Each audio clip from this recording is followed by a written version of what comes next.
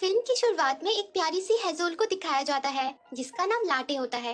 Latte एक जंगल में रहती है और वो एक शेल में पानी को कलेक्ट कर रही होती है। उसके अलावा उस जंगल में और भी बहुत से एनिमल्स रहते हैं जो कि एक साथ पानी को इकट्ठा करके रखते थे। पर अब उनका पानी खत्म हो रहा था जिससे वो सब परेशान थे। इसलिए वो सब इसके लिए एक मीटिंग रखते हैं और सभी एनिमल्स को वहाँ बुलाते हैं। अब एक छोटे से स्क्विरल को दिखाया जाता है जिसका नाम जूम होता है। वो खेलने के लिए छोटे पिट्स और एक रैबिट के पास जाता है पर वो उसे परेशान करने लगते हैं, जिनकी आवाज सुनकर लाटे वहाँ पर आ जाती है और उन तीनों को वहाँ से भगा देती है और जूम की हेल्प करती है। पर फिर भी जूम लाटे से नाराज हो जाता है क्योंकि वो सोचता है कि अब वो उसका मजाक उड़ाएंगे। उसके बाद जूम अपने घर आ जाता है। वहाँ पर उसका अखरोट नीचे गिर जाता है और लाटे के घर पर पहुँच जाता है। जूम उसे लेने वहाँ पर आता है जहाँ पर लाटे बड़े ही प्यार से जूम को उसका अखरोट लौटा देती है। वहाँ जूम देखता है कि लाटे ने एक शेल में पानी को इकट्ठा कर रखा था। जूम उसे ले लेता है क्योंकि उस जंगल के सभी एनिमल्स एक साथ पंपकिन में पानी को इकट्ठा कर रखते थे, पर लाटे ऐसी नहीं थी। वो अपने लिए अलग से पानी इकट्ठा करके रखती थी क्योंकि जंगल में कोई भी लाटे की फिक्र नहीं करता था और ना ही उसकी बातों को कोई सुनता था। पर जूम उसके इकट्ठा किए हुए पानी को पंपकिन में डालने लगता है पर गलती से वो पंपकिन पर गिर जाता है और सारा इकट्ठा किया हुआ पानी वेस्ट हो जाता है। तभी वहाँ किसी के आने की आवाज आती है जिसे सुनकर लाटे और जूम छिप जाते हैं। वहीं सभी एनिमल्स टूटे हुए पंपकिन को देखकर इकट्ठा हो जाते हैं और बातें करने लगते हैं कि आखिर ये किसने किया होगा। वहीं लाटे और जूम छुपकर उन्हें देख रहे होते हैं। जूम सबको सच बताकर उनसे माफी मांगने की बात करता है पर लाटे उसे ऐसा करने से मना कर देती है क्योंकि लाटे जानती थी कि सब उसे ही गलत समझेंगे और उन दोनों के बीच बहस हो जाती है, जिस वजह से दोनों उन सब एनिमल्स के सामने आ जाते हैं। जहाँ जूम सबको सच बता देता है पर सभी एनिमल्स उस पर गुस्सा करने लगते हैं और इस बात से परेशान होते हैं कि अब वो पानी कहाँ से लाएंगे। तभी वहाँ पर कॉर्क नाम का क्रो आता है। वो उन्हें बताता है कि बहुत समय पहले आसमान से एक मैजिकल स्टोन सफेद पर्वत पर गिरा जिसके गिरते ही वहाँ से पानी की धारा बहने लगी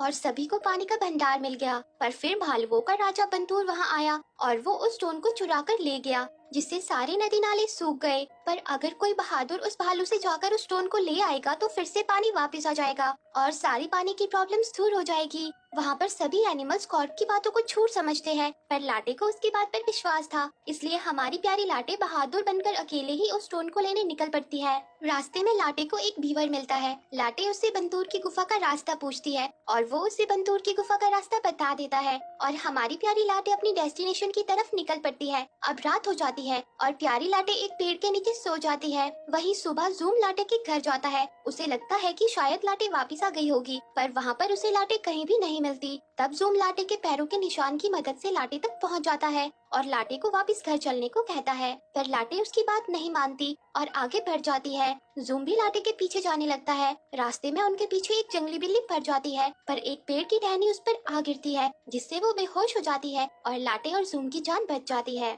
दूसरी तरफ जूम के घर वालों को भी पता चल जाता है कि जूम लाटे के साथ चला गया है जिससे वो उसके लिए परेशान हो जाते हैं। वहीं जूम बहुत कोशिश करता है कि लाटे उसके साथ घर वापस चले क्योंकि अब जूम कहीं न कहीं लाटे को अपना दोस्त मानता था। पर लाटे जूम के उसे इस तरह परेशान करने पर उस पर गुस्सा करने लगती है और उन दोनों में लड़ाई हो जाती है। लड़ते हुए वो दोनों एक गुफा में पहुंच जाते हैं जहां उन्हें एक फ्रॉग मिलता है। वो दोनों फ्रॉग को अपने वहां आने का रीजन बताते हैं जिसे सुनकर फ्रॉग खुश हो जाता है क्योंकि जंगल के सभी एनिमल्स पानी की समस्या से परेशान थे और वो भी यही चाहते थे कि उनके जंगल में फिर से पानी लौट आए और जंगल हरा भरा हो जाए। फ्रॉग उन्हें आज रात वहीं रुककर आराम करने को कहता है। अब सुबह लाटे और जूम आगे बढ़ने लगते हैं। तब फ्रॉग उन्हें रास्ते में खाने के लिए बेरीज देता है। फिर वो दोनों आगे बढ़ जाते हैं। वो दोनों काफी लंबी दूरी तय कर लेते हैं पर फिर से उनके रास्ते में एक प्रॉब्लम आ जाती है जहाँ कुछ भेड़िए उनका रास्ता रोक लेते हैं और उन्हें खाने वाले होते हैं। पर तभी लाटे उन्हें बताती है कि वो दोनों किंग बंतूर से वाटर स्टोन को वापस लेने जा रहे हैं। ये सुनकर वो उन्हें जाने देते हैं क्योंकि उन भेड़ियों के दिमाग में तो कुछ और ही खिचड़ी पक रही होती है।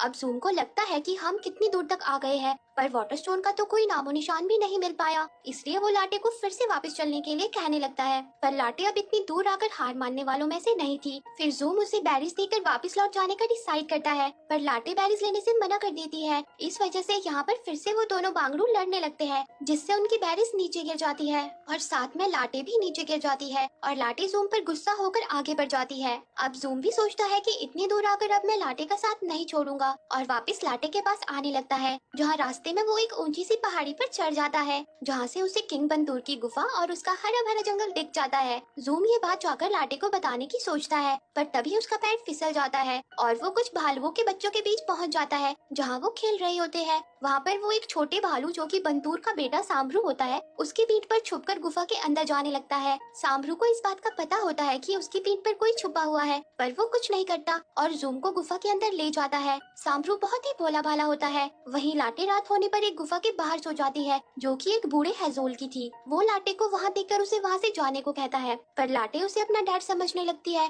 क्योंकि लाटे आज तक अपने जैसे किसी भी एनिमल से नहीं मिली थी। लाटे के बार बार उस हेजोल को तंग करने पर आखिर में वो उसे बंदूर की गुफा का सीक्रेट रास्ता बताकर उसे वहां से भगा देता है। वहीं दूसरी ओर प्रिंस सांभरू और जूम दोस्त बन जाते हैं, जहाँ जूम पानी के झरने को देखकर बहुत खुश होता है। अब लाटे भी केव के अंदर पहुँच जाती है। वहाँ पर वो किंग बंदूर को देखती है और साथ ही उसे वो वाटर स्टोन भी दिख जाता है, पर तभी लाटे का पैर फिसल जाता है और वो पानी में गिर जाती है, जहाँ दो भालू उसे मछलियों के साथ पकड़ लेते हैं और उसे घुसपैठिया समझकर जेल में डाल देते हैं। तभी वहाँ जूम भी आ जाता है जो लाटे को अपने दोस्त सांभरू के बारे में बताता है। अब लाटे और जूम भी दोस्त बन जाते हैं। सुबह होते ही सांभरू उन्हें बचाने वहाँ पर आ जाता है, पर भालू उसे देख लेते हैं और उन तीनों को बंतूर के पास ले जाते हैं। वहाँ पर हमारी प्यारी लाटे बंतूर को सारी बातें बता देती है, पर जैसे ही बंतूर को ये पता चलता है कि वो लोग वहाँ पर वाटर स्टोन को लेने आए हैं, वो उन पर बहुत गुस्सा करता है और अपने गार्ड्स को उन्हें वहाँ से बाहर निकालने को कहता है और पानी में जाकर डांस करने लगता है, जिसका फायदा उठाकर लाटे और जूम उस वाटर स्टोन को चुरा लेते हैं। पर जैसे ही वो उसे निकालते हैं, गुफा का पानी गायब हो जाता है और गार्ड्स उनके पीछे लग जाते हैं।